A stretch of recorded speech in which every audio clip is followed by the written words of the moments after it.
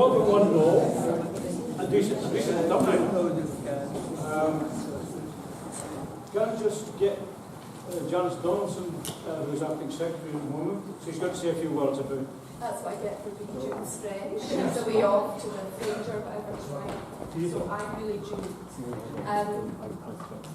When we were planning this meeting, we'd heard that the National was struggling a wee bit, and we decided that our branch would promote the paper.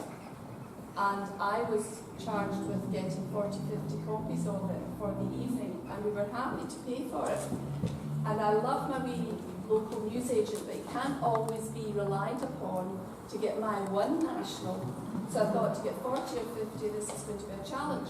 So I phoned the newspaper, and I got put through to the editor, to Callum Baird, and he was absolutely charming. And I said, can you tell me where I can pick up 50 copies and how do I pay for them? He said, we'll deliver them to your house and we won't charge you a penny as long as on the night you promote the paper. So that's why I'm standing here tonight to say, if you don't buy the National, will you please start buying it? Because it is one of our main ways of communicating with everybody who wants independence. And some of you may have heard the latest news, which I think is fantastic. We are going to have a Sunday National instead of the Sunday Herald. And Richard Walker is going to take it. So please make a plea to all of you, if you don't buy the National, please start buying. I actually think it's a very good newspaper. And for different branches who are here tonight, I am going to name her tonight. Jennifer came up with a really good idea about canvassing, and when the two of us are out canvassing the Derry, we take copies of that week's National with us, and when we chat doors, we ask people if they've ever read the National, and if they haven't, we offer them a copy. Now, I don't think we've had anybody that's said, oh, no, no, no. I mean, you can judge the people that are going to say, oh, no, no, no, anyway. But a lot of people still don't know about the National. So it might be an idea for other branches to do that when they're canvassing. So let's get the word out there that the National is a paper for people who want independence. Thank you very much.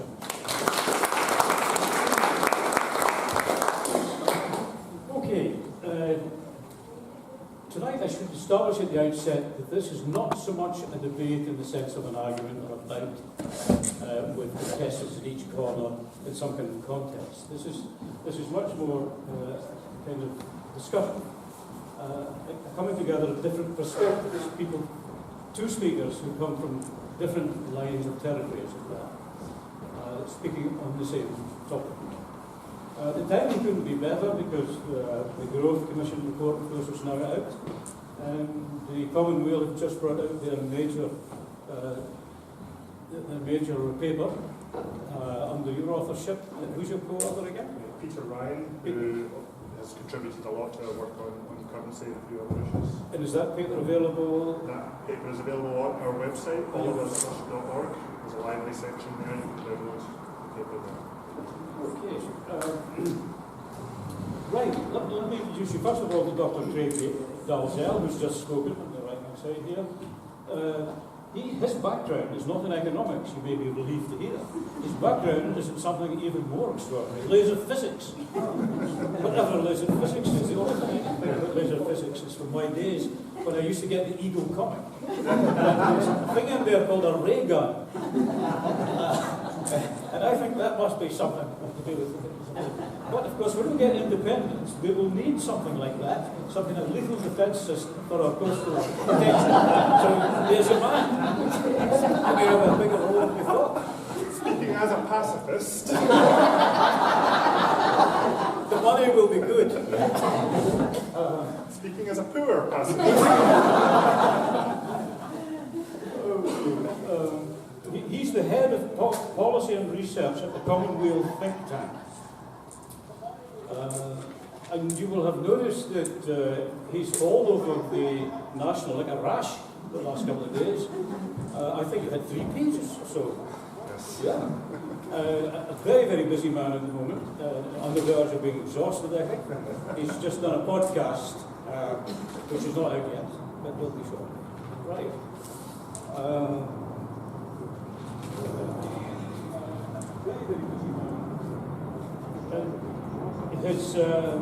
The paper for the Common Weal, its paper for Common Weal is preparing Scotland for a monetary sovereignty from day one of independence. So obviously an independent currency right away, not this waiting time. Okay, on my left is Professor Iain Docherty, Professor of Public Policy and Governance. I think that's fine. And he heads up the Adam Smith Business School, Glasgow University. He's all about improving economic performance, especially in transport. Is that the thing to say? Often in transport. That means you don't work with. He's a fellow of the Royal Society of Scotland Young Academy. I have to say that young was a term that was used in 2011, I think. Was 2011 when you were elected? Always still young. You have to be under 35? Yeah, so under 35, okay. And it's an interesting organisation because it's got academics, obviously, predominantly. I think somewhere in the region of 40% of the women. So the balance is getting there, not quite there yet. And lay people, I don't know what's about 20% lay. Right. What else?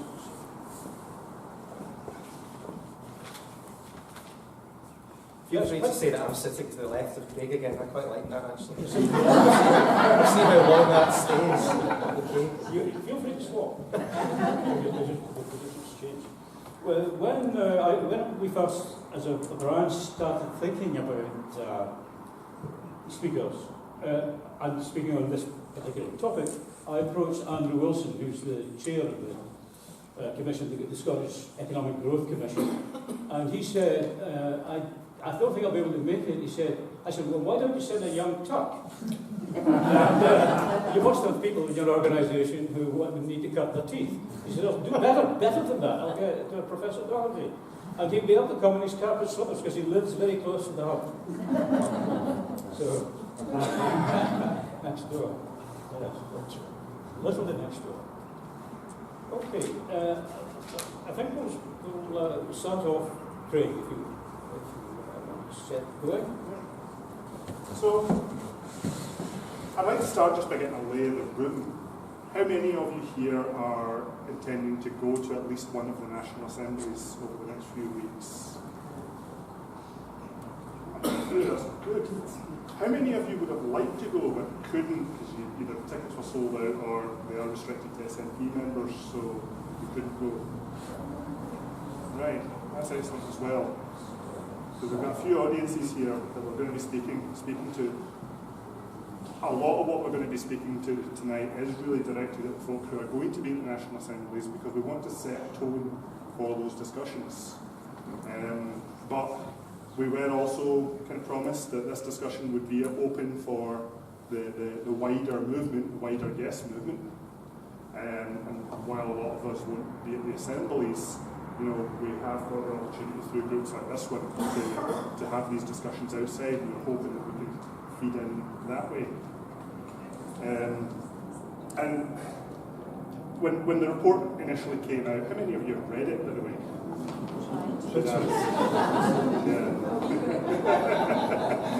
I got an advanced copy at 11 p.m. the night before it came out. It took until 3 a.m. to finish reading it, and then I was expected on the radio the next morning to talk about it. So that night involved a lot of caffeine. But when it was produced, the First Minister said that this was a document that was held up for discussion, and I would like to sort of approach it in that spirit.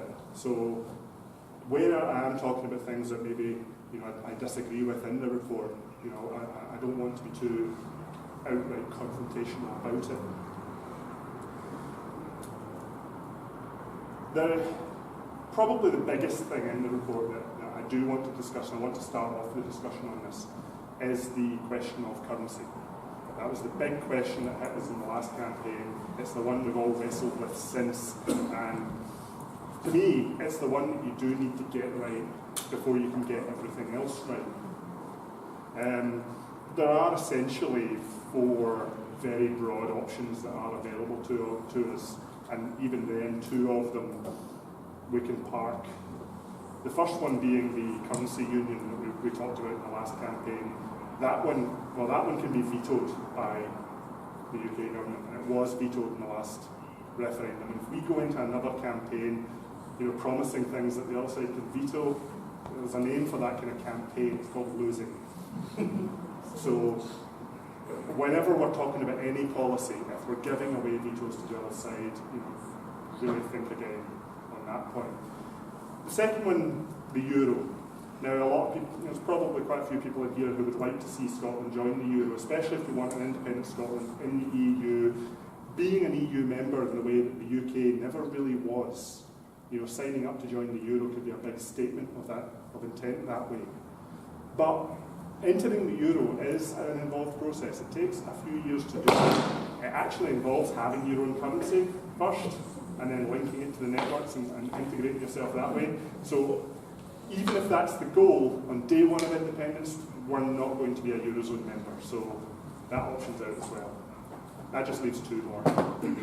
The policy that the Growth Commission are proposing, which is sterlingisation, using the pound unofficially, and our plan, which is to launch our own currency by day one of independence. What's the difference? Right now, the Bank of England is making decisions on interest rates, and it's doing it for the whole of the UK sterling zone. You can argue saying, well, London's more important than anywhere else, so that's where the attention's focusing. But on paper, it should be considering the economy of the entire UK when it's making its decisions. If there was a currency union, then Scotland would have a dedicated member on the Bank of England's board speaking directly for Scotland's interests. If we had our own currency, Scotland would have its own central bank and it would be making its own decisions for the economy of Scotland. Under sterlingisation, though, it's a bit different. The Bank of England still is making all the decisions for interest rates, but now it's not making any decisions with a view of Scotland. It's not obliged to consider Scotland's economy when it's making these decisions. If Scotland's in a recession and the UK is in a boom time, the Bank of England might want to jack interest rates up to calm down their economy. The effect on that in Scotland would be to plunge us even deeper into a recession. The same as the other way around. If there's a recession in London and they reduce interest rates to stimulate the economy, it can cause Scotland's economy to overheat. There are countries that do this. In Panama, Ecuador use the dollar, Montenegro uses the euro, Liechtenstein uses the Swiss franc. Big difference here, though, is those countries are not more than about 1% of the GDP of the currency zone that they're using. Scotland's about 8% of the GDP of the sterling zone. So if you're removing 8% of your economy from your decisions, it could introduce instabilities into your model. This has not been tried, not been tested in a country of Scotland's relative size before. So we'd really be going into unknown territory if we did this. I have another issue with the kind of timings that the Growth Commission put out as well. They have said that this would be a temporary thing, although it's not a strict timeline. Our plan to launch a currency would start pretty much the day after a referendum. We would start building the IT systems, the bank accounts, start dual pricing all of our shops, start offering people to convert their savings over a 3-year period between the referendum and Independence Day. On Independence Day, the Scottish currency would become the legal tender of Scotland, and politics would resume from then on. Very quickly summarise the Growth Commission's point of view. They would have their transition period, Scotland would become independent. You would then be looking at the 6 tests that they've laid out that you would need to pass before you could create your own currency. I saw that and I was reminded of Gordon Brown's 5 tests that he used to stop the UK entering the euro. If one of the tests that they put down, the one on deficit reduction, Growth Commission projects that could take about 10 years to pass. So let's take that and say 10 years of passing the tests. Once you've done that, you've then got to pass legislation. For something as big as a currency change, you're actually talking a constitutional amendment. That means a supermajority in your parliament, probably means a referendum, the way Ireland just has done to change their constitution. That could take a year or two to arrange. And then you've got to go through the 3-year process of launching your own currency. What I'm saying is, if Scotland had a referendum in 2021 following this timeline, it would be 2039 before Scotland had its own currency. I'll be 55 then. It's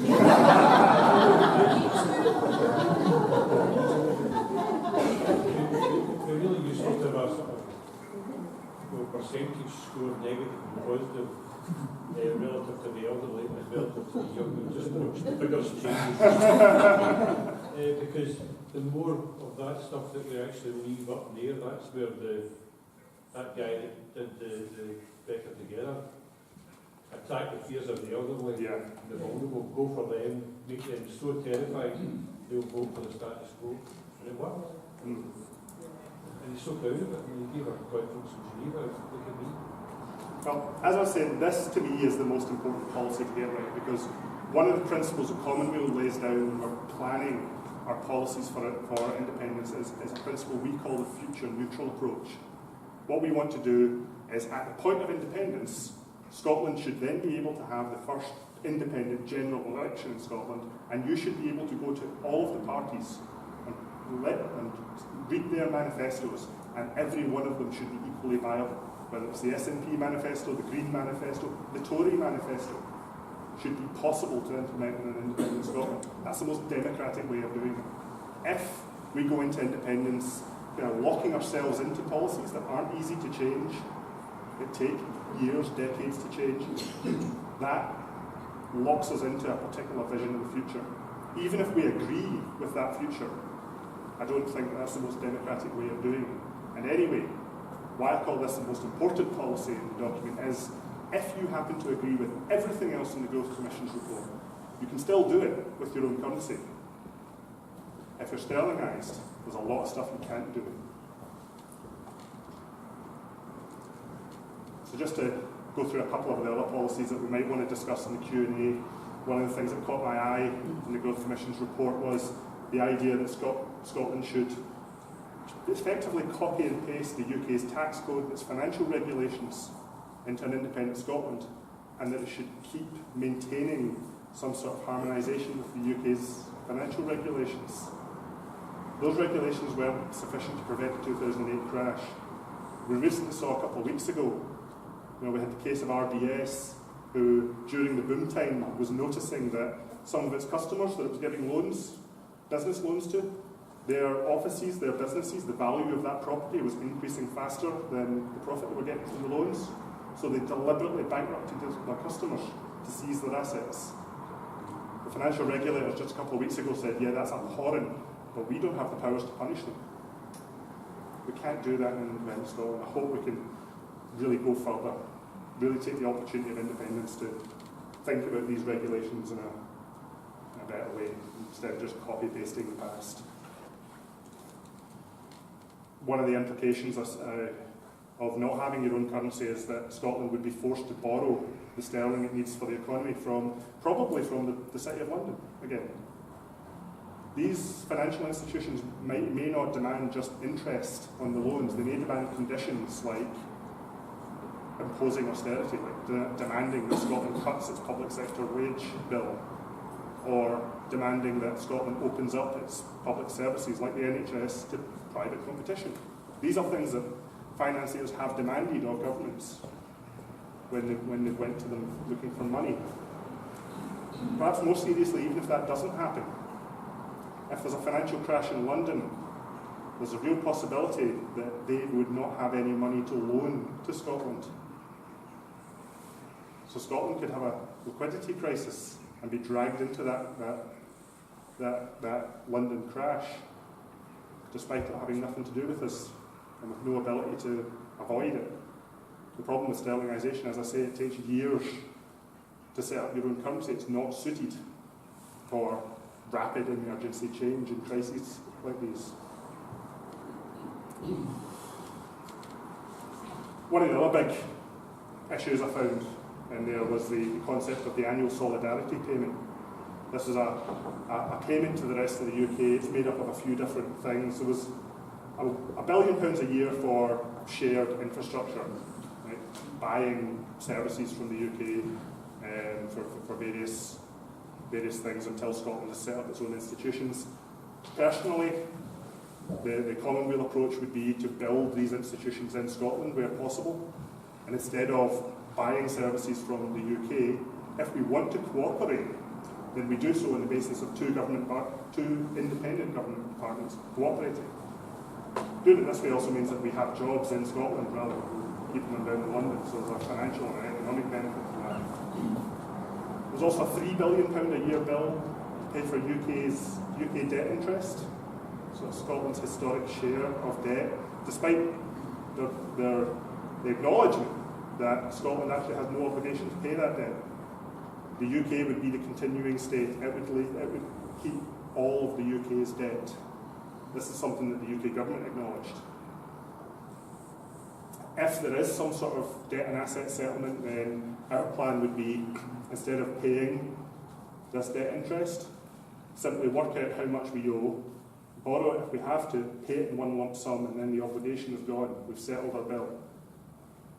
That way you don't get into political fights down the line when someone wants to change that number. The one that really struck me though, I really hope you can maybe talk about this one, because it was a bizarre one to me. Scotland's entire foreign aid budget of £1.3 billion a year would be given to the UK, and they would spend it on foreign aid as they like. Yeah. That was definitely the impression I got from it. So I hope you can clarify it. If I've got this wrong, please pull this one out for me. Because I can definitely see a situation, if this is the case, of maybe there being some humanitarian crisis that Scotland takes the side of, and then we find out that Scotland's aid is being used to fund the side that's caused this crisis. That's not a good situation to be in.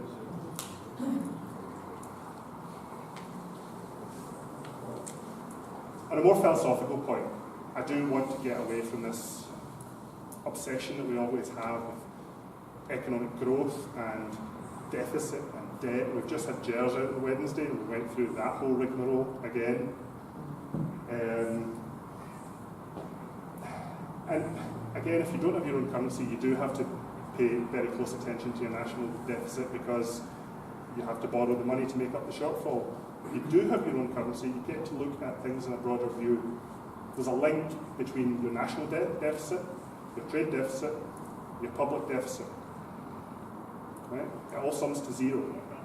So if the national deficit is reduced, if austerity reduces deficit as the UK has done, what happens is your deficit goes up. If the government sells off healthcare, for instance, you need to buy health insurance. So there's no wonder, well, that's not quite happening in the UK yet. Other services have been sold off and have been replaced with private services. It's no wonder that in the UK, the private debt burden, household debt, is at a record high. Consumer spending is decreasing because people are paying their rent, their gas bill, their commute, and their credit card bill, and they've got no money left over to buy stuff. I would like to take a more holistic approach to the economy. Instead of narrowing in on GDP and growth, actually look at sustainability. Look at the environmental impact we're having on Scotland and the wider world. Look at inclusion. The Scottish Government has a metric called inclusive growth. Even that, if your economy is growing and it all goes to the top 1%, as it often does, that's terrible. But what about the other way? What happens if there's a recession and that impacts the poor more than it impacts the rich? So we're not getting richer when the economy grows, but we're getting poorer when the economy shrinks. The inclusion has to work on all sides of the economy. So I would want to look at inclusion and inequality rather than growth. And we need to look at well-being and happiness in society, because what does it matter what shape or size your economy is if we're all miserable? There's a great comic that goes around the internet. It's a guy in a ragged business suit, huddled around a campfire, there's a burning city in the background, and you say, yes, the planet got destroyed, but for a beautiful moment in time, we created a lot of value for shareholders. The Ireland one, which was screaming out to the group that they were wailing in a gnashing of teeth, and the old lady put her hand up with her army teeth. So, yeah, we're going to round up here. We now have at least two detailed prospectuses for independence. We've got Common Weals, we've got the growth commissions, and I hope we can, over the course of the Q&A, we can tease out a few more details about that. And for the folk who are going to the National Assemblies, I hope this can set the tone for the discussions you want to have there. We've got our papers online, we're producing films and other information that I hope you can pick up and watch as well. As I said, I am really keen to push this future neutral approach to independence. So even if you don't agree with the Common Weal view, let's try and create an independence that can suit whatever view that we want to go to. Have you sensed that the political parties would all participate in that? Because at the moment the Tories just seem to want to destroy everything that they're talking about. No, don't vote for them. I know. We want to set it up so that they can participate. If they don't want to, that's their choice. I just with a sense they all want to keep the window with the honourable exception of the Green Voters, but the Labour seems to be completely vexed, the Tories just want to keep it. Scottish politics to a great degree is paralysed around the constitutional question at the moment. Maybe after independence we get a reset, a realignment. David, can I ask you to try and keep the questions at least? So just last slide anyway. As I say, our website, allofusfirst.org, you can download all the policy papers. I also have copies of our book, How to Start a New Country. If you want to buy a copy, I've got some up the back. Give me a shout after the Q&A. Thank you.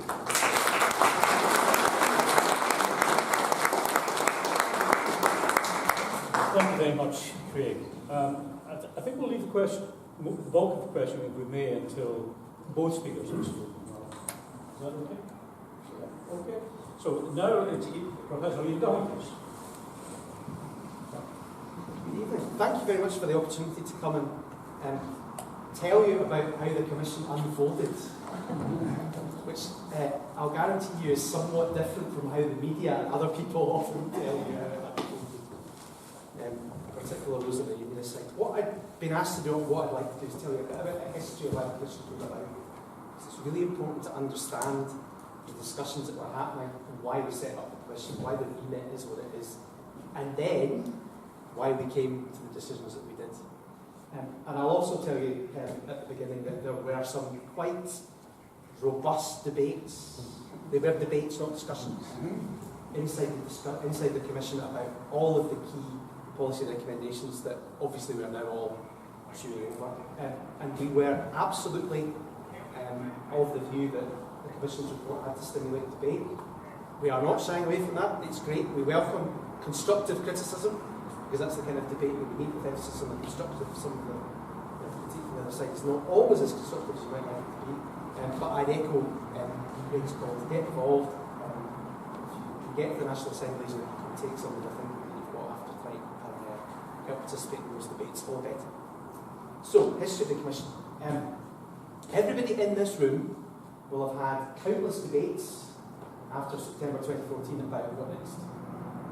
Okay?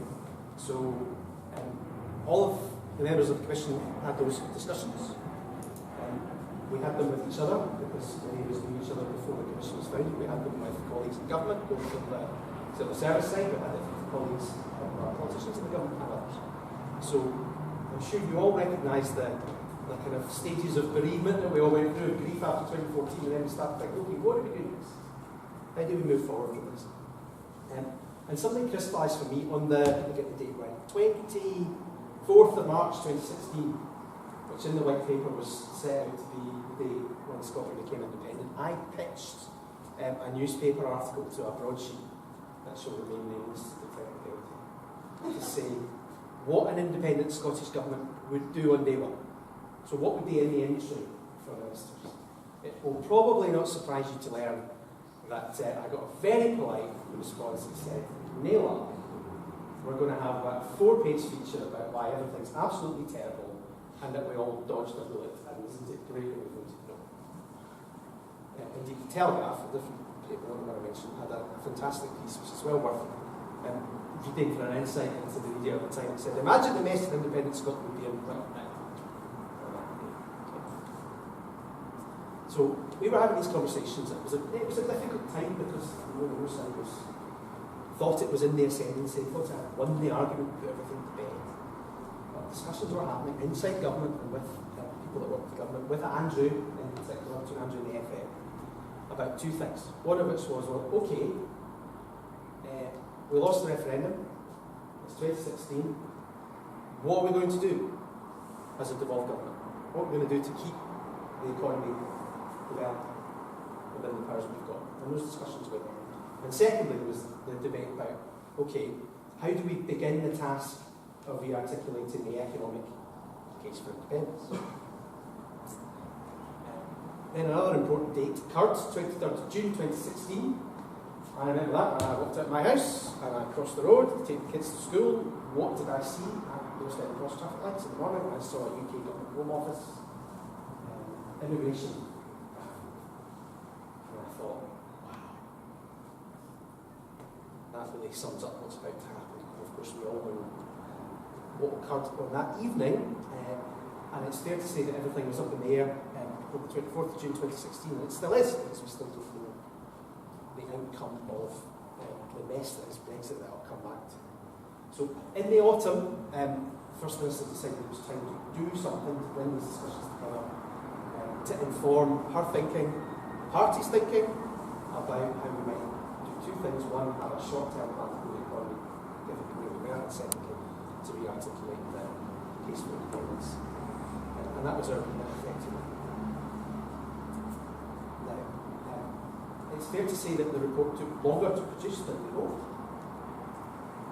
We nearly published it, I think at least 3 or 4 times. There are 2 reasons why we stopped publishing it 3 or 4 times. One is that we wrote too much. We wrote way too much. And we had a task which was about trying to condense it into something that people would read, which we got halfway towards. And we also thought about what the structure of the report would need to be and how we could time it so that its objective to stimulate the debate would actually work. And because of Brexit, and because just when you think things couldn't get more ludicrous, another event would come along, and we thought it's still not the right time to land this, and of course the total economic statistics would be updated and we'd have to rewrite bits of the report. And we got ourselves into a position where 3 or 4 times we were really ready to publish, but we didn't. But eventually, as you know, we did. Now, I think the night before we published the report, I had a conversation with Andrew and I said, I'm really not sure how this is going to land, I'm really worried about it, because this is a pretty hardcore Scandi social democracy. That's what I think it is. Because I'm a pretty hardcore Scandinavian social democrat. Right? So that's me speaking as an individual and a commissioner, that's my kind of perspective on what I would call political economy. You can't actually separate economic decisions from political. Okay, so again, people out there have different views about labels that they like to attach to what the Commission does. And we're all individuals and we all have different personal views on some of the nuance, etc., but it's me that's speaking to you tonight. So I think it's fairly mainstream, Scandi type politics. And there's also a reason why we structured the report in the way that we did. You'll notice that the media in particular has hardly referenced Part A at the beginning, which is what we call a situation analysis, a statement of what the Commission thinks the issues are. So I'd like to start by telling you a little bit about how we got to that bit and then come on to the individual policy choices, which Craig's alluded to when we can have a discussion about those. So let's think about the economic case for the Union, which was so strong in March 2016 that it was running on debate. Well, the economic case for the Union is the fiscal transfer. That's it. Right? There is no other economic case for the Union. Nobody stands up and says it makes Scotland more competitive, it means we've got a better, more resilient industrial structure, it doesn't sell wages, and nothing. It's all about fiscal transfer. And we saw that yesterday. Union deficit. Okay. Pooling and sharing. as a well-known former Prime Minister likes to call it. Now, to be fair, there is probably an argument to be made that the Barnett formula manages short-term fiscal risk, smooths out some of the inevitable variations in annual budgets. And that's probably about it. Okay. In part A of the report, we were really keen to stake out our collective view in the Commission about what the problem that Scotland in 2018 finds itself in. And we think there were some inconvenient truths for unionists, but again, I think it's important that you understand where our perspective on all this is. So, the UK is a phenomenally unequal place. It's spatially unequal between regions, between cities, towns. It's now phenomenally unequal between generations, with real long-term implications, particularly the way the housing market works, and it's phenomenally unequal in terms of the range of income levels of individuals and all of the impacts that that has on a cohesive society. Okay. I'm always at this point, we nearly, I think, with this in the report, we couldn't find a decent enough image. Tony Benn, when he was a cabinet minister in the 60s or 70s in his office, used to have a map of the UK on his wall that he turned upside down. And he said that was to remind him every day he was at work that his job was to distribute wealth from south. That hasn't worked. It doesn't work. Because the UK's political economy does not pool and share opportunity. What we've evolved is a policy-making system that says, here's the core in London, the South East. It's too big to fail, and the region's going to go flat. That's pretty much how UK political economy works. Population growth and migration in Scotland is a perfect example of this. So you will often see when it's Ger's time, there will be unionist critique of Scotland's ageing population, why population is ageing faster than the UK, and what that means for the structure of the economy. And their solution is, isn't it great you've got the fiscal transfer, and you can only afford to deal with the problem because of that? Whereas, of course, the correct answer is, well, let's fix the problem. Let's have some powers over migration and the structure of the macroeconomy to help do something different. And that's why, in part, beginning of the report, in fact, throughout, we focus so much on population and migration as a positive element of the debate. We think it's so important that we don't let that debate get captured by others with a different agenda.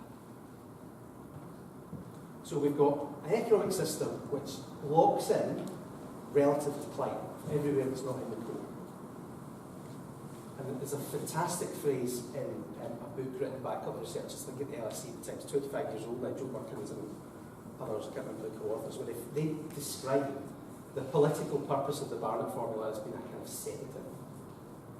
So what we offer from the UK to the devolved nations is that we give you this fiscal transfer every year and we will kill you with the kindness of it. Because what it does is it stops us addressing the first principles questions about why the economy looks like it does, why it doesn't look better, and why we don't emulate the success of the countries that we write about in the report. Okay, so that's to give you a flavour of our general perspective on where we are. So at the front end of the report we've got a situation analysis that says all of that. Scotland's an economic region of a large economy, called the UK. The UK is grossly unequal between places, between generations and individuals. One of the phrases in the media that absolutely drives me nuts is when you hear people accidentally talk about the UK being the 6th or 7th richest country in the world. It's not. It's the 6th or 7th varying exchange rate. Largest economy in the world, but in per capita GDP terms, and this is something in Craig's work I think you're really correct to highlight. In GDP per capita terms, and therefore in real wages and real living standards, it's absolutely mundane in its performance. It's now something like 27, 28, I think, in most of the UK.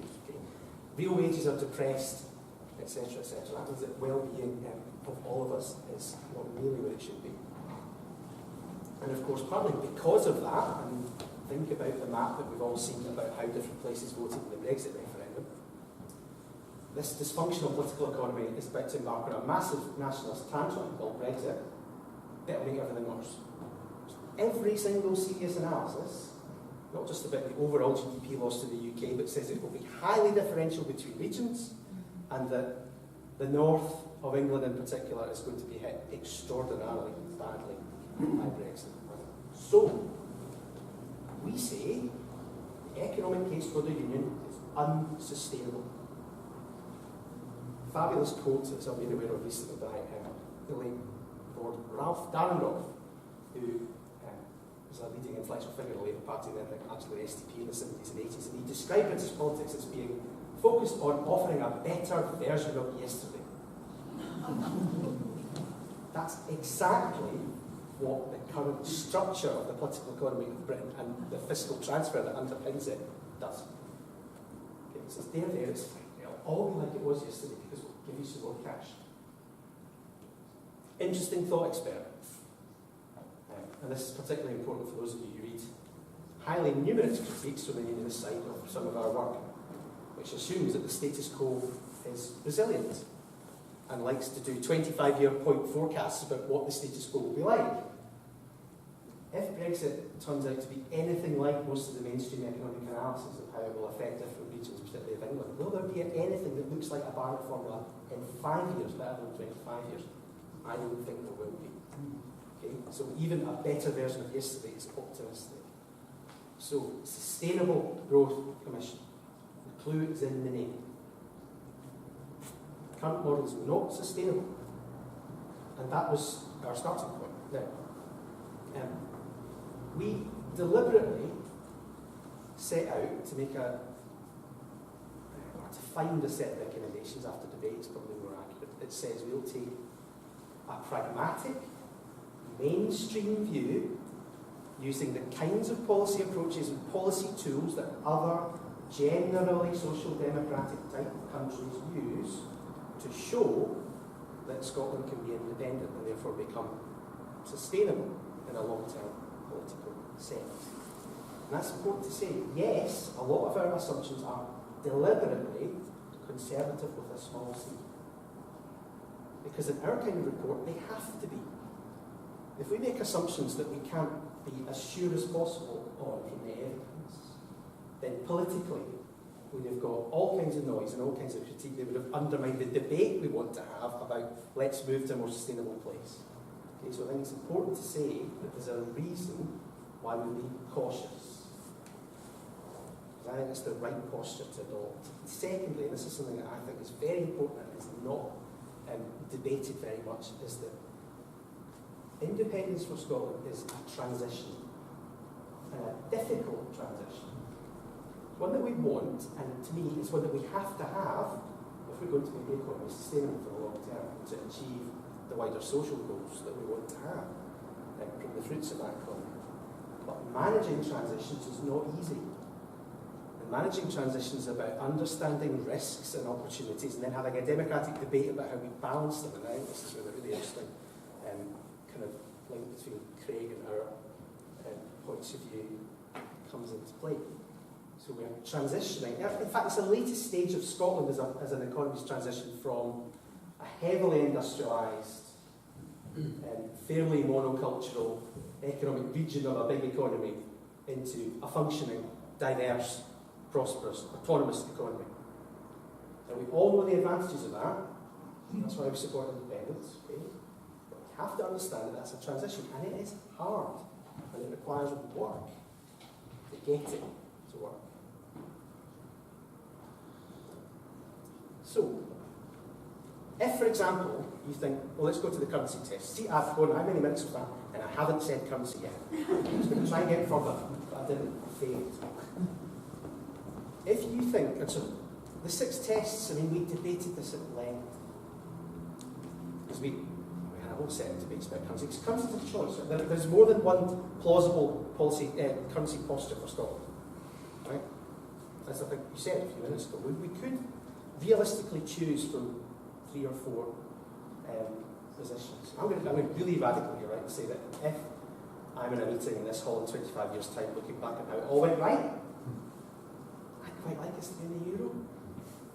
And I know the economic literature about the alleged disadvantages about being a member of the euro versus having a free-floating currency. And if you look at Swedish economic literature, there's lots of this stuff. But, you know, I'm enough of a believer in the economic project that I think I'd love us to get to that position where we could make that positive choice. There are lots of things we could do. But we came up with a view on what our currency recommendation was in the 6 tests to make it credible and to make it a transition that the institutions that we create would be able to manage and not get wrong. And there are different plausible and defensible views about whether we're too timid. Frankly. And Andrew himself has said, okay, that's a fair critique if you think we are too timid with the tests. Excuse me, our view on the transition to a floating currency. Tell us how to make it happen faster. Show us what policy levers and interventions we've not got we should use and how the institutions that we recommend could pull them to make it happen faster. So one thing I'll say to you absolutely is that we did not design the test to stop it happening. Categorically. Okay? And we know that the comparison with Brown and the euro is unhelpful because he clearly didn't do that. Okay? And that's a fair point, and that's one that we would push back on. So, it's probably time for me to sit down and get Q&A going. I haven't talked about the politics at all yet, but I'll do that before I do sit down. I do come from a business school where people do this thing called management, and it's a truism in change management that convincing people that moving from A to B is a good thing is the easy part. Easy to say to people, that's better over there than what you've got now. Okay? The really hard part is convincing people that moving from A to B is worth the effort. And that's where lots of transitions and change management processes break down. Okay, and I think my personal view of this is that Independence for Scotland is the most important change management task we've got in how we move the Scottish economy and society away from the last vestiges of that regionalised, branch plant, non-diverse, non-creative history that we had towards being more like the exemplar countries that we write about in the report. In 2014, looking at the evidence, we probably convinced enough people that an independent Scotland was a good idea. What we did not do, and why no one won the referendum, was that we did not convince the majority of people that it was worth the effort. What our Commission's report is designed to do is to show that the effort is worth it and that we can do it in the real world as we find it and not as we would like it to be. And so if the work that we've done and the debate that we've generated helps us to get further towards that goal, that would be great, and that's what the Commissioners set out to do.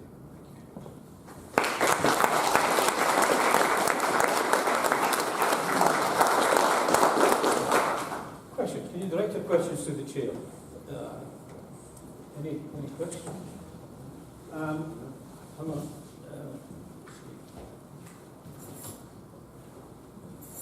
No woman with a question. That's coming. That's coming. Yes. I'm maybe being naive and simplistic here, but my worry, if we stick with sterilisation, I nearly said sterilisation, knowing the feeling that I perceive from south of the border is that they may take it out on us if we get our independence. Will they help us to flourish in Scotland, or will they put barriers in our way to becoming successful if they are actually holding some of the purse? Could be Darien second time round. Sorry? It could be Darien scheme second time round. Yes. They'll try whatever they can to make Yes, sure we fail. that's my worry, that if we stay with sterilisation. Any comments? Personally, I'm not quite sure if that would feel its impact through the currency plan in this sense, because that, if we've got our own currency, we're shielded against it. If even under sterlingisation, Scotland's just borrowing money from the markets, so even if you're interacting with the Bank of England through this process, the Bank of England is functionally independent from the government. So Westminster couldn't impose anything on the Bank of England without infringing on that independence. So I'm not quite sure if it would manifest through that That's just angle. that view. Sterling's a freely tradable international reserve currency. You have to, and I think this is where the insight in the debate between these two positions is, right? Which of these choices that we take to make this transition happen is about how we balance risk and opportunities, right? And there will be more than one valid view on what the balance of those risks and opportunities is. Our view is that the risks of moving straight to a floating currency, and these may well just be perceived risks out there rather than real ones, but the perception is real in terms of currency risks generally in lots of different fields, but also in terms of the kinds of stuff you saw a bit of in 2014 about pensions and mortgages and all that stuff. And that perceived risk is real. Right? I don't personally think the risk of using a tradable international currency for a defined period of time, if we get the tests right, is as remotely material. You may have a different view. Craig, I think it's got a different view.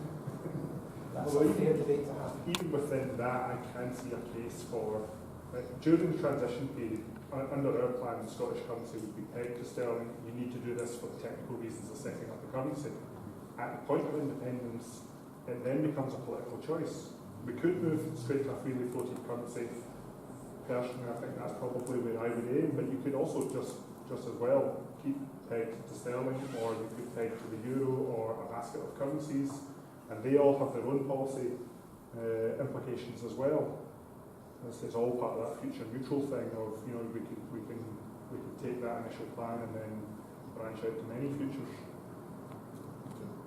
Can I just say something else about that as well? I'm supposed to think about how anything that Craig or the Commission or the pro-independence movement puts out is heard in the media. There's upside as well as downside risk. All these things, that means that things could turn out better than expected rather than worse. And if we're successful in a new autonomous jurisdiction called Scotland in growing the economy more quickly, then these choices get easier. And part of our argument in the Commission report is that there's a fixed institutional capacity to make things happen, particularly in the early days of an independent country, and we really want to focus on improving our growth performance because it will make these choices easier and make things happen more quickly.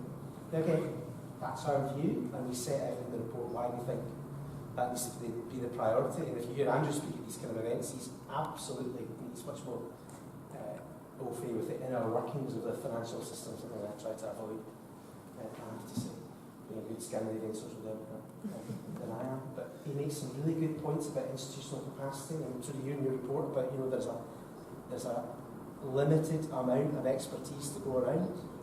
We will have enough, but we need to make sure we absolutely direct it on our priorities. Because if you get that right, the quicker you grow the economy, the better choices you've got, and the more quickly you can make things happen.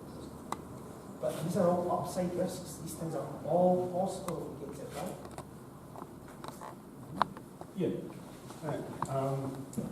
My question is, why would it take 3 years to set up Scottish currency?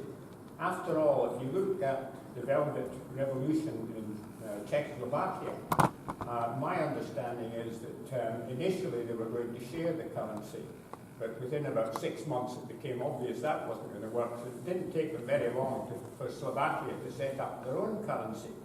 Equally, if you think about how quickly the old pound coin disappeared and the new pound coin came, or the old paper pound, £5 and £10 disappeared and the plastic ones came in, I don't see why it's going to take 3 years to set up. So I'll run through the process chronologically.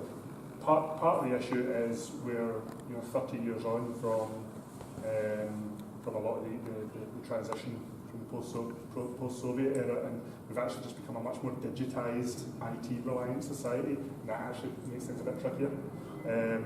Our process, year one, we would launch the currency as a digital token, right? Just to allow the IT systems to have a marker that we can use. The banks can then start upgrading all their systems and their payment methods, because things like BACS, which you use to transfer money in the UK, that's purely a sterling system. So you need a different a different payment system, a faster, more efficient one to use the Scottish currency. You then give people the opportunity to open new bank accounts, because again, your sterling bank account doesn't accept foreign currencies. If you take dollars into the bank, it gets converted into sterling and then put into your account. I think there's one, maybe two banks now in Britain that offer multi-currency accounts. They're not common. Shops start dual pricing. You then, as the central bank starts building up, and this is a big difference Scotland has compared to the Soviet countries. A lot of these countries had a federal banking system that could just become a central bank. Scotland doesn't. It had to set one up. It's a bit of a recruitment issue more than anything else. They can have their shiny glass and steel towers later. Once the central bank is up and running, it can start producing Scottish currency. If you want to convert your savings, you go to your retail bank or potentially directly to the central bank and sell your sterling one-to-one for Scottish currency. This takes you up to the end of year 2. Year 3, the Scottish government's systems for tax and social security have been upgraded by this point. So devolved tax, devolved social securities you can start paying in the Scottish currency. It's at this point, once you've had a public design contest to design the notes and the coins, and even the name of the currency, because not everyone wants to keep the pound. So the pound Scots, I get a lot of blowback whenever I mention that name. Whatever you want to call it, the Merc, the unicorn, we have that discussion. But once you've decided the shape and size of the notes and coins, that's when you do the upgrades for your vending machines and your IT systems, and you commission Delarue, the Royal Mint, or whatever other company to produce the physical currency. That process takes about 6 months. That comes right at the end. But this process is actually modelled on the way the euro was set up. It was actually when we wrote a paper in 2016 outlining Scotland's currency options. We got a phone call the week after from a guy who lives over in Ayr, Peter Ryan, who helped me with this recent paper. Says, it looks like you want to set up a new currency. I know a little bit about that. I helped with the euro. He helped set up some of the IT systems. So we've very much modelled that process on the way the euro was set up. The major difference, actually, except for scale, is that when the euro was set up, if you took your francs to convert to euros, those francs were disappeared. They ceased to exist. The sterling would still exist in Scotland. So the central bank could actually just claim that sterling and use it as part of the foreign currency reserve. That's a bit of an advantage we have. So yeah, it's a fairly long technical process, but that's what we think we need to do to get it right. I would have thought that provided you made one Scots pound equal in value to a pound sterling, that the whole process could be much expedited, because with the complication with the euro was that you had all the different values of all the different currencies coming into one. But if you just make it one-to-one initially, then your IT systems, your banks, all the bank accounts become much simpler. It becomes simpler to understand in an outward view, but the technical side still has to happen. And I'm not a technological. Yeah, but that's for the bankers to sort out. That's the beauty of it. That all happens behind the curtain. But you're right, this gradual transition, you might find that Scottish currency does start to, at least digitally, starts to circulate before the 3 years, and we become a kind of dual currency nation for a while. We're kind of already used to that with our different £10 notes. Well, certainly, I was in business. I had a shop at the time that decimalisation happened, and it was amazing how quickly the transformation. Well, this is the thing. A lot of folk here who remember decimalisation have went through a process, not identical but similar. In fact, no matter what we call the currency, eventually, it's going to be easier than decimalisation, because no matter what we call the currency, I bet you there's still going to be 100 sturgeons to the salmon. We're not bringing back the shilling. Post-Brexit UK, I don't know, maybe. There's talk of that, isn't there? Nothing has surprised me. Okay, I just wondered, since Scotland voted to remain, majority voted for remain in the Brexit referendum, I wonder, or has it been considered that Scotland and independent Scotland would rejoin the European community? This, again, is part of the whole future neutral discussion. That's something that we need to do in a way that discussion can happen. By one of the other issues I have with the sterlingisation plan is that in order to be an EU member, you have to have a central bank. It needs to be a fully functional central bank operating on EU rules, so sterlingisation might make that process harder. For my part, I think just with the timing of Brexit now, we're not going to get independence before B-Day next March. I love that phrase. I don't know why more people aren't using it. I think there's going to be a gap in our EU membership, but I do hope that we can get our independence before Prime Minister Rees-Mogg starts slashing all the regulations and makes it even harder to get back in, and we can make that transition as smooth as possible. Could be any comments on that? It's probably just useful to say that we could have written equally, if not longer, report on Brexit. We still don't know which kind of Brexit we're going to get, and therefore what kind of future options we're going to have. So we tried not to say anything that would have very quickly become up to date, very quickly being the following one is simple.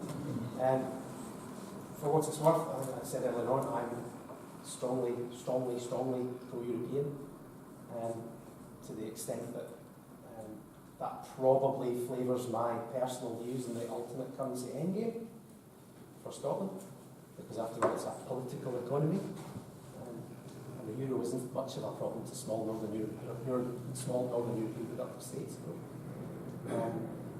So I'm sure that different people in the Commission will have different views on that, and we argued them out in terms of coming up with what we thought was the realistic currency plan for the world as we found it, not as we like it to be. But if you're asking me how would I vote in any subsequent referendum, yes, I'd love us to move back to full membership of the EU as quickly as possible. Okay, thanks, Mr. Chair. I've got a question, it's a closed question actually for Iain, so please don't be Corbynist about this. It should be simple to answer. It's not going to be difficult to answer. Since you're closer to the First Minister's ear on economics than we are, perhaps through Andrew, simple question, because we're going to be focusing on currency here. Is it the case that the First Minister wants to know when she announces in the RF2 what the prospective decision or recommendation is going to be for the currency question, because she'll be asked that straight away? Or is it the case that, for me, for example, I would see an 18-month period after the first day of independence, after the 19th of September, whatever it will be, 18 months before we set up an independent state. That gives us a series, 18-month series of rolling referenda, perhaps, every 3 months, perhaps, maybe initially currency, the first one in 3 months, for example, something else 3 months later, something. People might lose interest, but that doesn't matter. It's up to them to decide what kind of country they want to form through independence. Is Nicola Sturgeon going to be amenable to saying that, like a bit like Alex Salmond was first time around, or is she going to have to say, listen, I'm going to be nailed on this straight away, so we're going to nail our colours to the mast, therefore I have to know what the decision is before I can even announce in the RF2? Is that why she's scared to go there until she's sure? Good question. I don't know.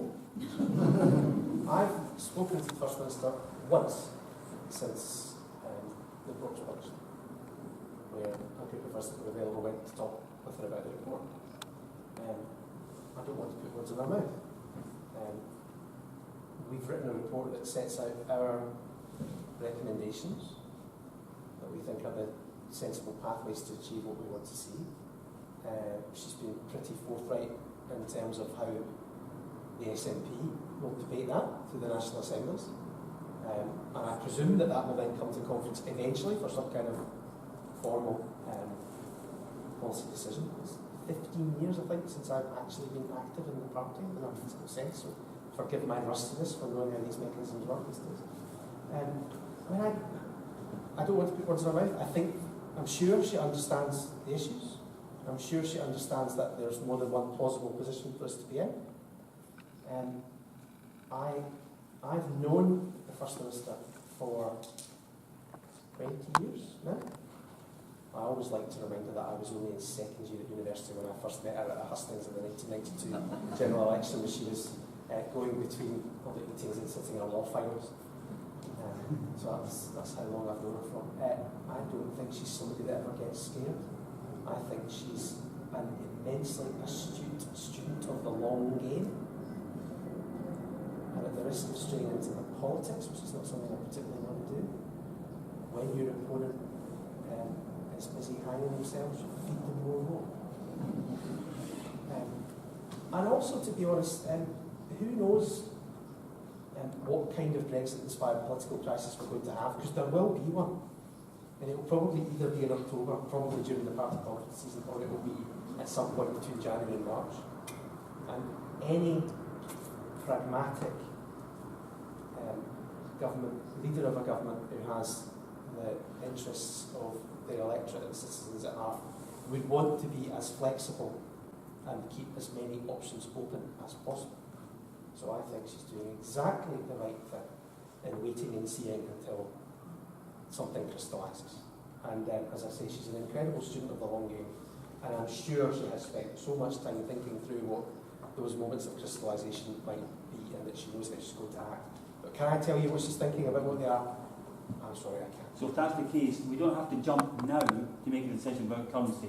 We should educate ourselves to the options and be ready to jump when the question is asked. So we absolutely should. And I mean, I'm tempted to say, and this is back to the structure of the report, if we spent as much time talking about the structural problems of the political economy we find ourselves in, and why we need to get out of it to make our society and economy sustainable, in terms of better productivity, better inclusion, doing something about the mixing population. If we spent as much effort debating that as we do currency, we'd probably be in a much better place. Not just in terms of general understanding about what the issues are, but also to be ready to fight another referendum where the economy will be the battleground. I really would encourage you to think about why we wrote the report in the order we did. Look at the front end of it, look at what it says. David, I think it ties in a wee bit to what you said. I think it's a very powerful thing, and that is how do you persuade people that it's actually worth making the effort.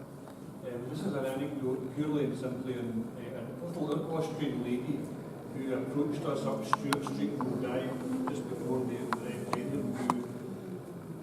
She was a really genuinely lovely old lady. She must have been touching 90s. And she said she was pretty much sure she was going to vote no in the thing, but she wanted to give us a chance to sort of maybe advise us.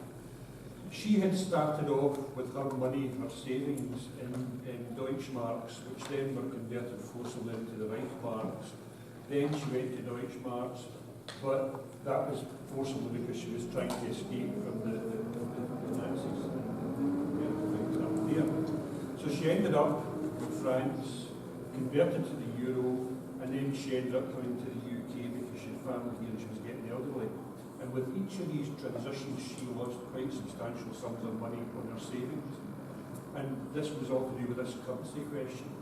And of course, we couldn't give her an assurance one way or the other. All we could say was, A, your pensions are going to be secure because that's all tied to England, and that we would do everything to sort of match the values so that the pound would be matched.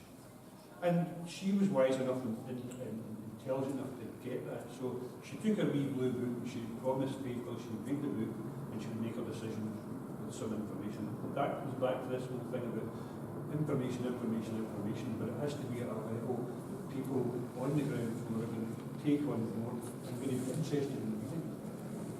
So that's just a point that if people think that their pockets are going to be hurt, they're not really interested if it's short term, medium term. That's of no interest. If it's coming out of their pocket, that's going to sway them. And that's probably where the opposition is going to really face a outline. Common Weal and some of our partner organisations have been doing a lot of focus grouping and polling on attitudes towards independence over the last few months, and we're hoping we can start rolling out some of the the conclusions of that as soon as possible.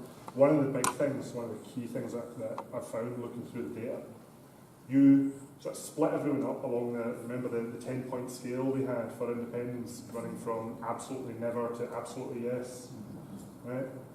And you've got a segment of the population who, for lack of a better phrase, are flag-waving nationalists. Whether it's a saltire or a Union Jack, they're never going to change their position no matter what. If you're a campaigner on the door, you find one of these people, say thank you, bye, move on to the next one, even if they agree with you, right? No point in talking to them, they're never going to change, right? Half of them you don't want to change. In the middle, you've got the kind of softer pro-independence voters who have been convinced that it's a good idea and are ready to make that leap.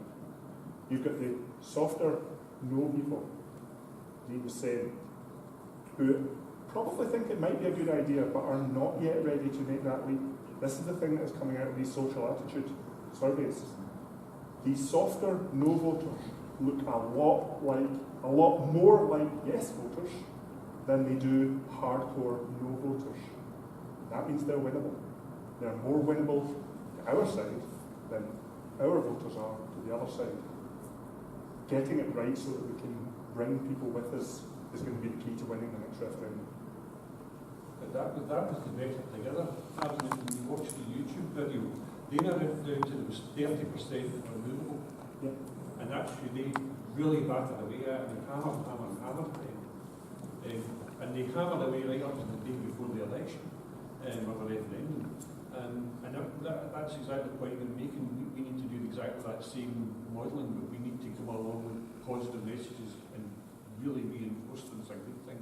And again, I totally admire that view that we have to make it clear this is really worth the effort and why. My very last point on that is we spoke to a number of teenagers who were being unduly influenced by parents and grandparents. And it's something to really tackle them, to show kids that this is your future you're voting for. Because there was probably a couple of kids we managed to stop in their tracks before they started to abuse us on this stand by saying, look, you just need to stop and think that the older folk have had all the benefits of Europe and so on, and things are changing, the arguments are all changing, but at the end of the day, you're going to have to live with the result of this. And we did manage to get through a few of these kids, but we needed more reinforcement. There's been a good shift in the polls among the younger folk. We kind of look at the headline polls and they say, oh, nothing much changing. It was about 46% yes, plus or minus 3, and it has been since 2014, which itself is an astounding thing. When you dig into them, I have a paper called The Demographics of Independence, published a couple of months ago. It digs into the sub-demographics on this. When you look at age, younger folk have shifted from about 55% pro-Indy to about 75% pro-Indy. There's a big older folk are drifting away. There's a big widening generation gap happening in Scotland. That's something to address. Yeah, because that came across Twitter today. There's something 77% of the young people they say they want to have this whole Brexit thing done. It doesn't represent them at all. I think I'm right in saying that if you look at the polling evidence that we've got, you're absolutely right, we know the headline figures aren't changing. It's something like a third of people on each side have changed their mind. Yep. Most so the level of churn that's going on there is extraordinary, actually. And so you've got two kind of movements. So people that have gone no to yes tend to be younger, more female, and higher income. Yeah. And people that have gone yes to no tend to be older, more male, and lower income. And that tells us something about how the different kinds of flag-waving debates are playing out, and how people perceive the messages that the Brexit sides in particular are saying about their own individual lives. Just promise that we talk about politics, but I can't resist it going back. This is the first political public meeting I've done in 15 years. This constituency, let's think about what we know about it from how people vote. So it's really cautious. It voted no strongly. It voted remain strongly. There's a lot of people here we know are on relatively high incomes, but their standard of living is still precarious. And they are just absolutely desperate for it not to go wrong. You have to understand the psychology of that. That's why it's so difficult for people in places like this, that if you to get them over that, it's worth the effort because they immediately think about the risks. You see that in the demographic, the huge chasm we've got now between age groups. But unless we understand the psychology of that and think about why people are making a rational choice, we won't be able to articulate any of these arguments in a way that will really land with them. As you were saying, with the really deep structural problems with the UK economy, you've got people, households with, from an objective point of view, should look pretty well off, earning substantially more than I am, for instance, but almost their entire combined wages go into paying the mortgage, the gas bill and the commute. They've got nothing left over for life. That's no way to run a country. And childcare, which of course we must think about how that resonated in 2014, because that really did land, because it's a serious issue. Maura, before I bring you in, can I just make a plug for the ambassador scheme? That's the canvassing programme run by McIntyre Kemp of the Business for Scotland. It's raising very much these questions, how you reframe the canvassing, your approach to canvassing on the doorstep, and wanting to take people from that category of vulnerable people, as far as we're concerned, take them over the line and vote for equivalence. Anyway, Maura. Yeah.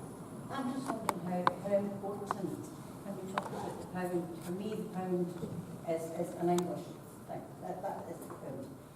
How important is it that when you change currency to whatever you change it to, that we actually identify with it as a Scottish currency? We have more Scottish notes, and so, and there's people on it recognising them, or we don't sometimes. But I just wonder how important it is that any currency we have actually defines us and that we actually identify with it.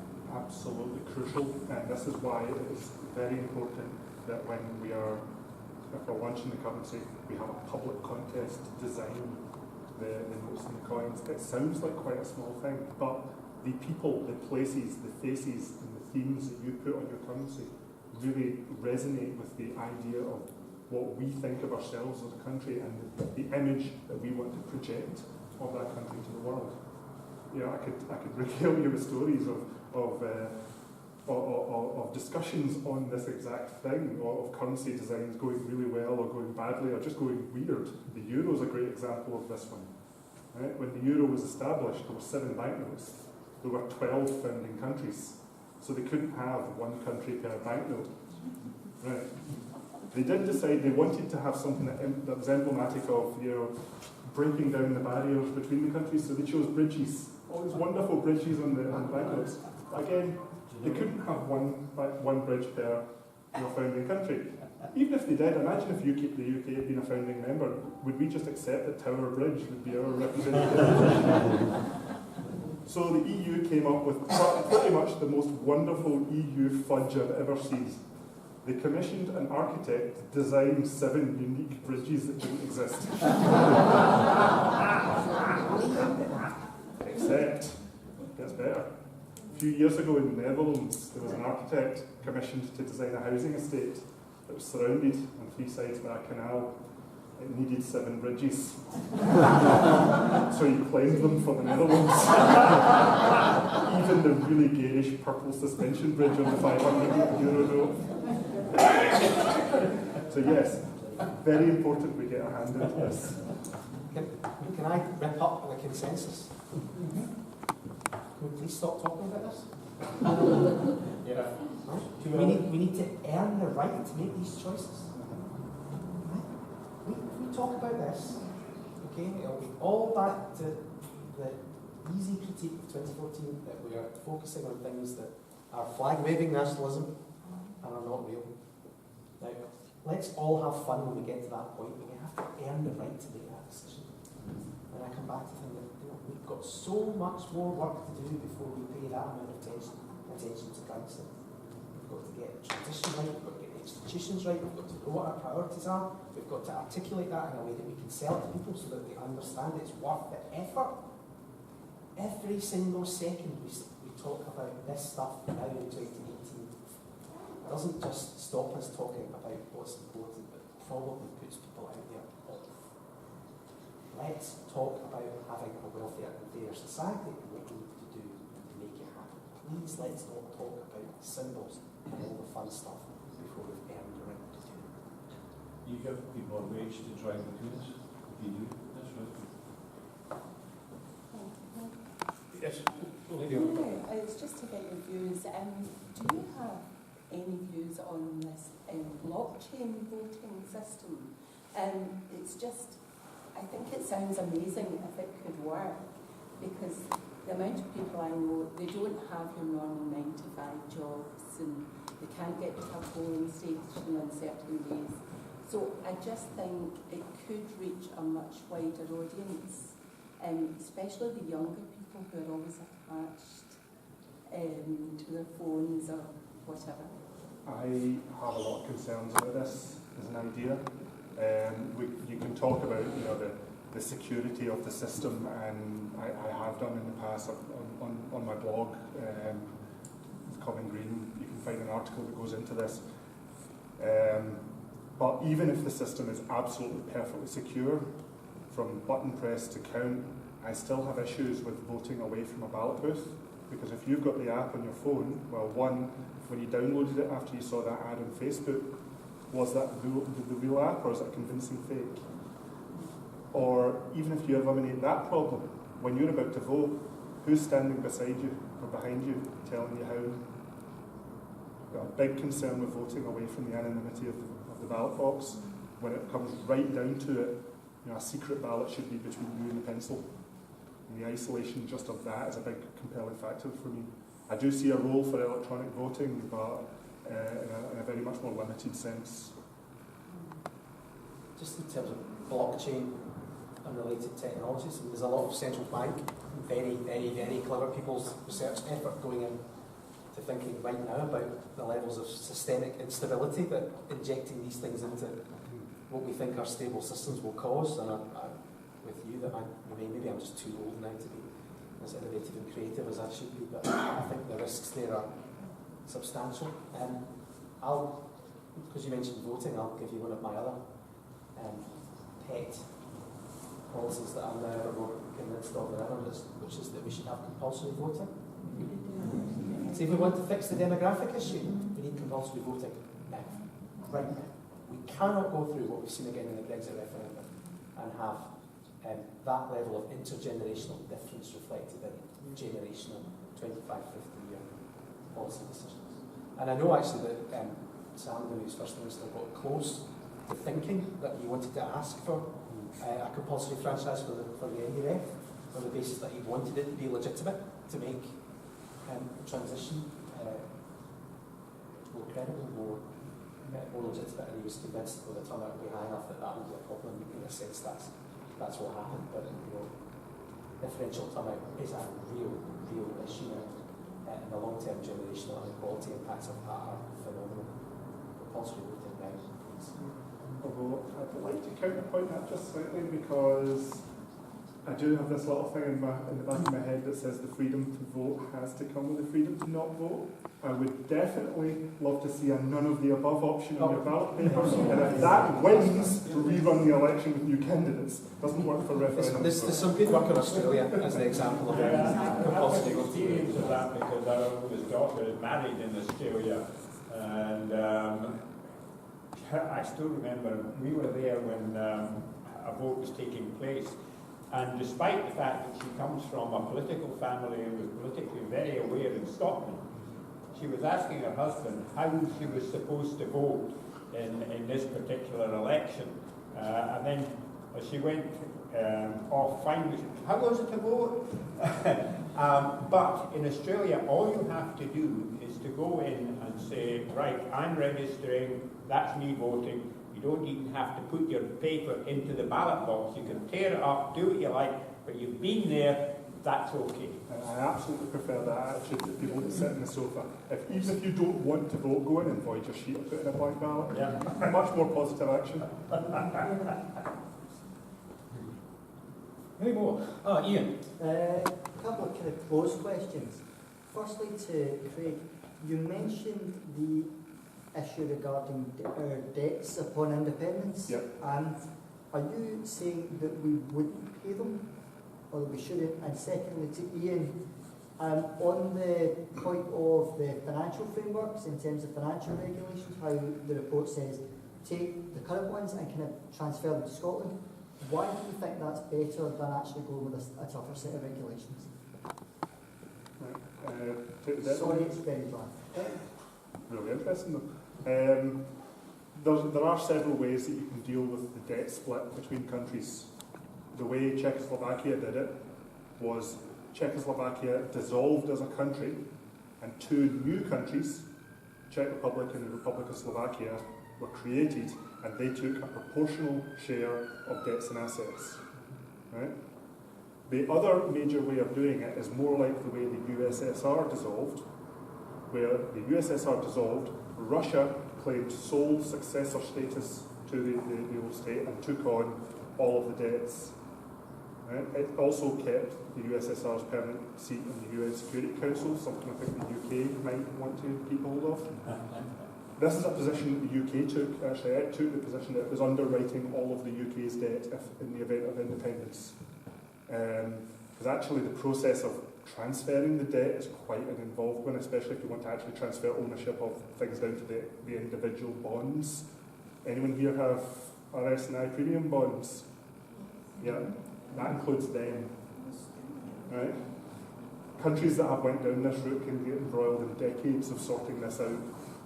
For me, the more positive way of doing it, I think we more or less agree with this on the debt side of things, is the UK takes claim of the debt, also takes claim of all of the UK's mobile assets, most of that's sort of military equipment and kit and things like that. What I would then say is if Scotland wants a share of those assets, it would mortgage the value of them against a share of debt, and we would build up what we needed. What I would then say is you tally that up, because there might be stuff in Scotland that the UK wants, and there could be a bit of back and forth there. And if there is a net imbalance, you then write the cheque and you hand it over to whichever side is out of balance. So we say that you'd have to go through a process of allocating assets as part of the negotiation. We also at pains to say several times in the report that what we say is illustrative, because all of these questions would be resolved by negotiation. That's what happened. And there are a few examples that Craig has mentioned about how that happened. So again, we say this is what we think a reasonable position would be to illustrate what would happen in the event of. And just interestingly, one of the reasons that Fraser Halder, for example, is so happy to say JERS tells us very little about the long-term finances of an independent Scotland is because it doesn't begin to do any of this. Yeah. Right? It talks about now, and our assumptions now about who owns what it's worth. It doesn't talk about any of the actual allocation of assets. First of all, knowing what they are. Yeah, we don't know. UK doesn't have an asset register. It's nearly good enough to do this. Yeah. Right? There's a task, first of all, and then secondly, even if you've got that, you've got to work out what the valuations are, and then have a negotiation about who owns what, or who wants what, and then trade. All of these things would happen. Okay, so we put some pragmatic views about this stuff in the report and say this is the kind of thing we'd expect to happen when it's all about negotiation. Financial regulation is also about that. So we're also quite clear throughout the report that this is a transition that needs to be managed. So we need to have strong, credible institutions with strong, credible experts, with strong, credible international experience running the new institutions to make sure that we're focused on growing the economy and giving us the right to earn better choices. That inevitably starts with, on day one, where we are, and then democratically changing it as we move forward. And it also reminds me that I didn't get a chance to answer about the international aid question that was raised at the beginning. We said that because we thought it was imperative to say that under no circumstances would Scotland default on its international obligations. And those of you who are watching the Brexit crisis unfold will see every day that signals in negotiations are really important. And so actually the reason we say that is to put absolutely beyond doubt that Scotland would not continue to meet its international obligations under Okay, so that's why it's there. So the critique about, well, would we want to think about that, and would we want to have some say over any of the shared services, is of course correct. But we thought it was very important to say that there's absolutely no way that we go looking to stop meeting our UN obligations on day one, because we wouldn't have the infrastructure to spend the money, and to put that beyond doubt. Dom. I think David's point about trying to have simple arguments put across to people so that we can earn their trust that this is the right thing for our country. And one of these, I would say, simple arguments that maybe I don't see often enough that I think is really important, and one of the reasons why I believe that Scotland should be independent is because the UK has got a built-in unfair competition between the market for the largest player, which is England, you've got to say it, and Scotland, so that when decisions are made in an economic way, Scotland loses out on that. Scotland has to lose out, because the people who run the UK are looking after the interests of 60 million people. They're going to do that first. They have to do that first. You're talking about the USSR, and they, under the USSR, all the satellite bits before they broke off, they were under the USSR, but after they could thrive because they were out of that competition. Within that competition, Russia looked after Russia, had to, because if it didn't, if it put all its eggs in one basket to look after, I don't know, the state of Lithuania, then they would be rioting in the street in Moscow and say, well, what the hell are you doing? So the UK has, as far as I can see, got, well, as far as everybody can see, but I think it has to be highlighted more. I think it's a legitimate argument to make to people that we're in an unfair competitive arrangement, and independence takes away that, gives us a chance to redress that balance. Craig, a time to breathe.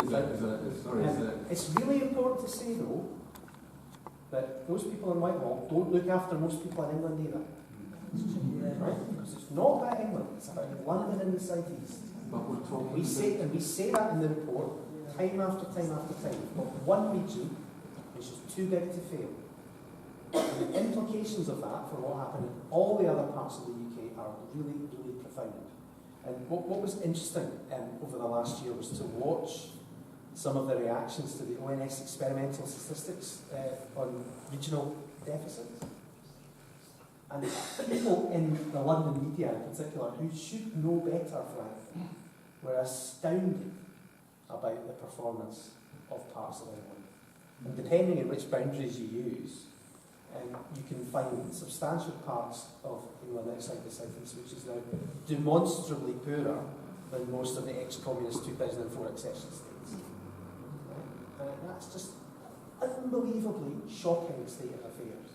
And there's a graph, I think it came from the Economist originally, which we reproduced about the scale of regional inequality in major economies. And the UK is unbelievably different from most of the other major economies in Europe. So you're absolutely right, but again, let's think about what's really happening. It's London and the South East that's privileged, not England per se. And there are all kinds of second order effects about that. So one of the things that I'm doing in my research life at the minute is thinking about how we really get a realistic productivity uplift in Scotland.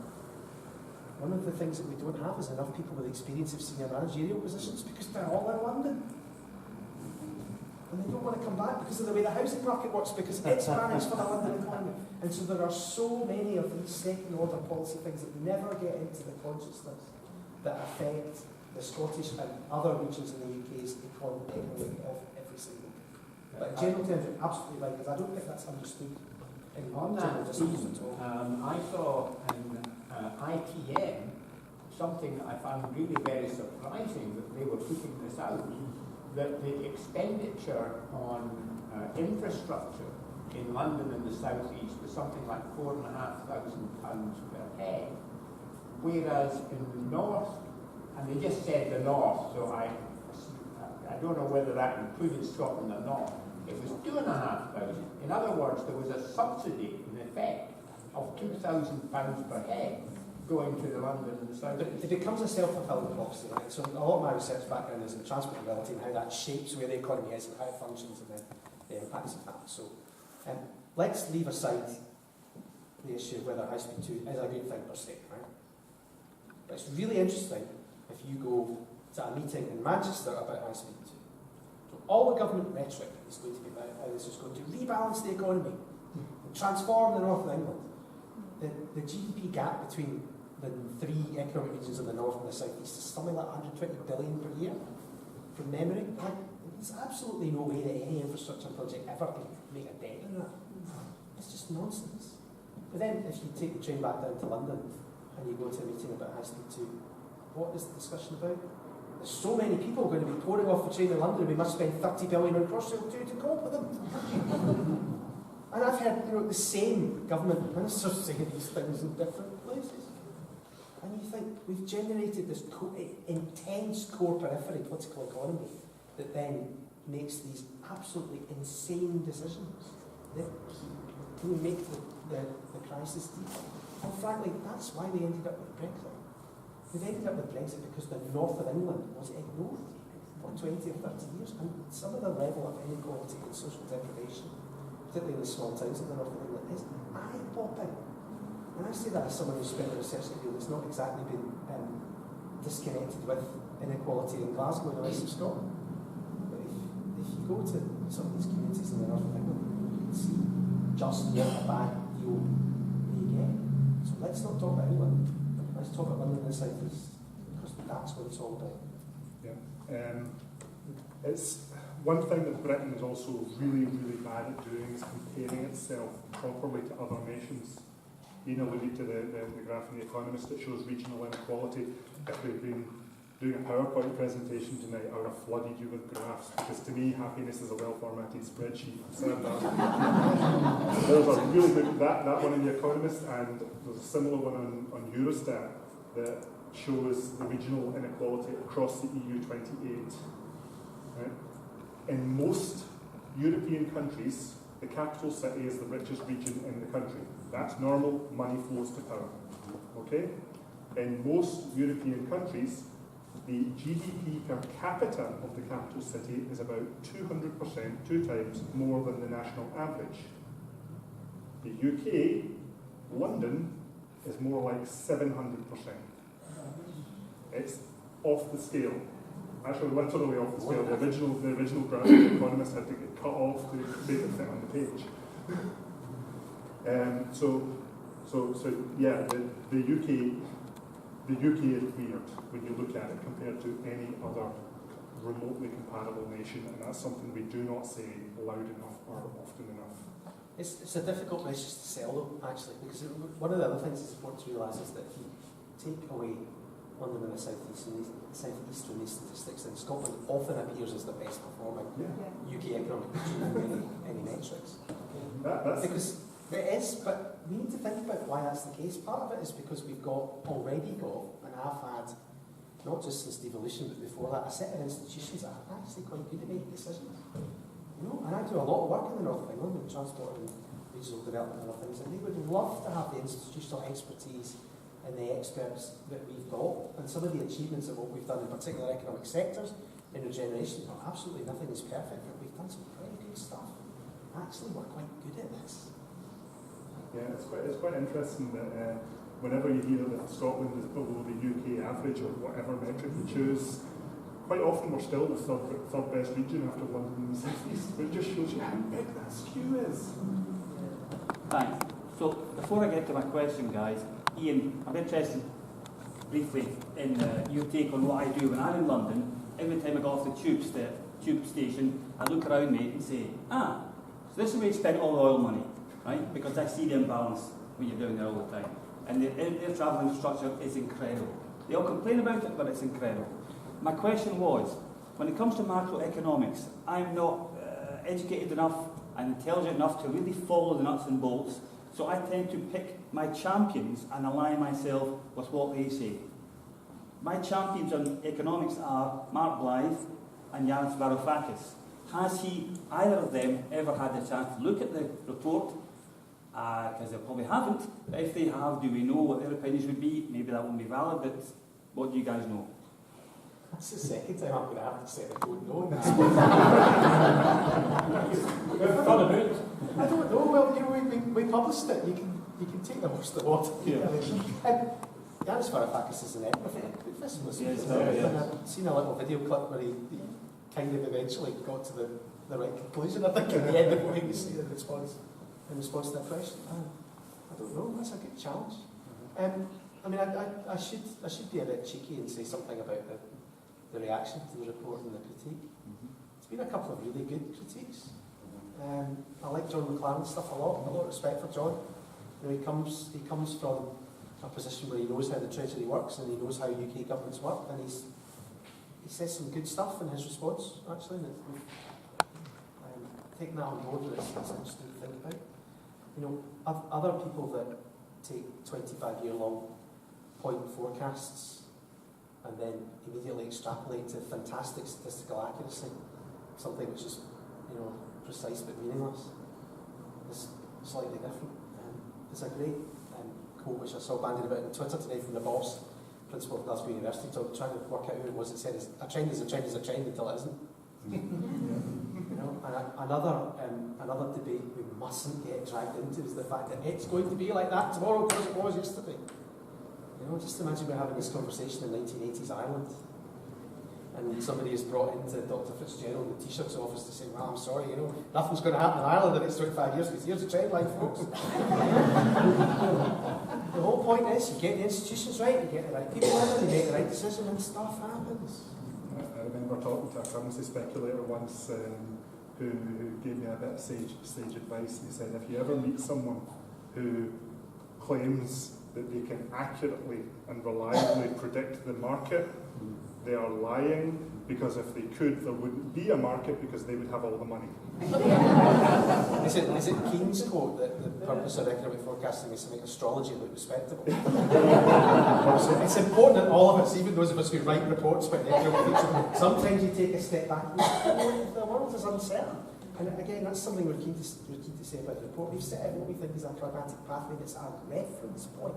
We're not saying that necessarily it's going to be a linear, but it's a reference. Another one I like is an economist's job is to tell you tomorrow why his projection yesterday didn't come true today. Enough economists,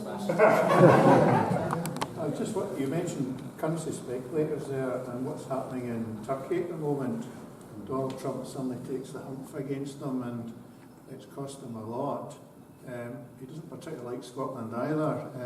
So, of the two systems, what would be the best to negate speculation? I mean, we've seen Farage and such like allegedly making money on the Brexit decision. So that's a read both reports and you pays your money, you takes your choice question. So for us, we kind of think that's a real risk,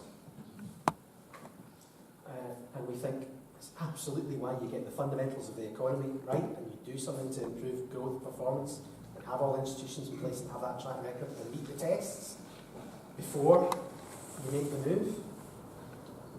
That's a particular risk appetite, to use the jargon. Craig's paper puts another perspective, which has a different perspective on risk about that. We argue that our view of the world is correct, and you'd argue that yours, but you takes your money, you takes your choice in that. That's a democratic choice. That's what this debate is all about. So what do we think about the risks and opportunities and how much risk are we prepared to take? And I would say, let's be cautious, because we've got to convince people it's worth the effort to get through them. One of the things in Turkey's particular case is they took on a lot of debt in dollars, which left them vulnerable to the dollar market. Last year we saw Denmark pay off all of its foreign denominated debt, so it wouldn't have that problem. So sure, it's too weak. I'm reminded of a speech by the then Governor of New Zealand's central bank in the year 2000, when he said, ultimately, when it comes down to all these choices, because they were considering, taking their free floating currency and then pegging it again, the US dollar or the Australian dollar. He said, ultimately, yes, there are risks in everything you do with currency. They're often different risks rather than greater or lesser ones. They have different ways of managing them rather than greater or lesser ones. It's how you're prepared to do it. It is how you get the institutions set up to deal with them. It might require different institutions to deal with different choices. So, yeah, you pick your option and you build towards it. And part of the reason that in the report we talk about Denmark and Finland and New Zealand, no, we don't do that for the reasons that people have told us we pick them. Which, of course, is an interesting commentary in the debate itself, but these are places that have had problems and they've made really interesting policy choices to get out of them. And they're small countries and they've had to do the kinds of things that we're talking about, but they made it work. And we need to look at these places really carefully. We think of Denmark today as this ludicrous runaway success story. You go back to the mid-1980s and what was happening, particularly when the urban economy in Copenhagen was collapsing about its ears, the Danish government was not happy. And they did not think the future was very bright, and they took a series of quite hard decisions on a kind of nuts and bolts policy level about what industries they were going to support, how they were going to change the enterprise policy back into how the welfare system worked, and the kind of flex security idea that they developed, because their economy was not all that healthy, and they were worried about it. And these places have made really good choices. So that's what you can do if you've got the power and the ability to take them and you get them right, obviously. Maybe we should make this the last question, or something, unless there's people who desperately want to come in. It's quite. I found this quite dense, not dense in the sense of thick. I mean, quite from the street page. Yeah. Sorry. The potential for an innovative, integrated and free public transport system. You're a transport guy. Estonia, I think, are doing films like this. I've heard Sheffield had it for a little while. What kind of impact could that have on future Scotland? The sad, boring and dramatic answer is that it couldn't cope with demand and it killed the railway overnight. So the places that managed to do it are because they've got a completely different structure of how people move around. The base point is different. What's more interesting is the way that a lot of places that look kind of like Scotland, so the German Länder and the cities within them that look a bit like the Glasgow Conurbation, have moved towards a much more, not free, but a few of them have got this idea of €1 per day, so you are a yearly season ticket costs €365. But again, this is, so I'll bore you all night about transport-related issues, but this is a great example of the world as we wish it to be and how we find it. It would be really nice to get there, and it would create all kinds of social and environmental and economic benefits to occur. But we've got this very expensive system that's managed in a particular way, and we're going to have to do things one by one to change it. So yes, please, but don't underestimate how much it will cost and how difficult it will actually be to do. We don't even have the right gauge of railways to have the big double-decker trains that we have in Europe. Sorry, my family, I come from a family of railway engineers, so yeah, we are. Common Weal published a paper last year sort of trying to get us towards a public option in the railway franchise, which the Scottish Government's sort of moving towards that now. We're wanting to do more research on the integrated side, so there's nothing more frustrating than stepping off a train to see your bus drive away. So I want to get the different modes of transport working better. But you need to look deeper into your economic policy as well. Why are you commuting in the first place? We've set up our society so that we've got our residential dormitory villages and towns here and all the jobs over there. Can we mix that up a bit more and get people a bit closer to where they want to work? That's a very long-term project. This is lifetimes of work. One of the other things I'm doing at the moment is to be a member of that Glasgow Connectivity Commission that the City Council set up to look at some of these things, and might be about to real estate secret, but because we haven't published the report yet, it's due in November, but we will say stuff that's kind of like, it would be nice if we had more population growth in the city centre, so that we could do things that didn't require lots of expensive infrastructure investment, because obviously that's money we're not spending on other things like schools and training and childcare. It is, of course, incumbent on me as declare my interest the non-exec director on the board of Scotland. They'll help pay me for that. The average private train company in the UK makes a margin of profit between 2.5% and 3%. And most research, and the government's own research is done about the nationalised 100% publicly owned infrastructure company says it's more than 50% efficient. So let's make sure that we fix the problem rather than run into the solution that makes us feel better. Okay, I think that's it for tonight. It remains for me to thank Dr. Craig Dalzell. I think I probably called you DL, did I? Yes, DL, it should be. Should. 7 letters, middle 5 are silent.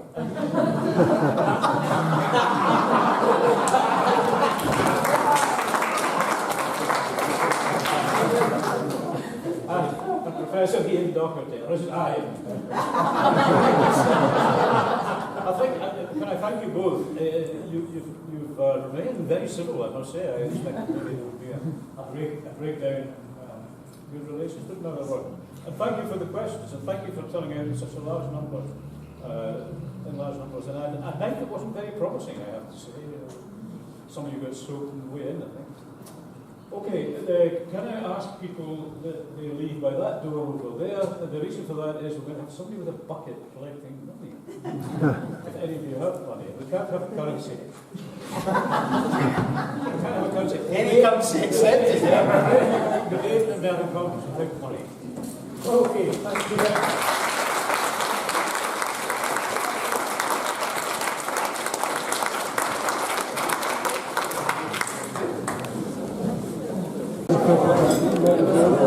Thank you.